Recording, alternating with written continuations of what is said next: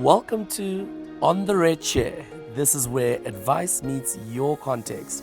On this episode, we are talking professional advice with Aubrey. What advice do you think you needed as a young professional? Very important question, Scotty. You're starting a new job, and then end of the month you get paid. And then as a youngster, we like to spend. I got my first salary and then I spent it, and there was no financial advisor.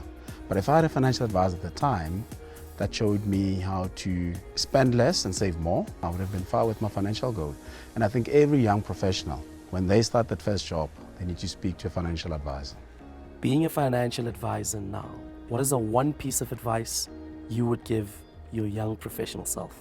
Firstly, what I'll do is understand my benefits when I start at a corporate company, and understand what coverage do you have, and then look at the gaps and also speak to a financial advisor so that they can fill in the gaps that I have in my own personal financial planning. That's what I would have done when I was younger.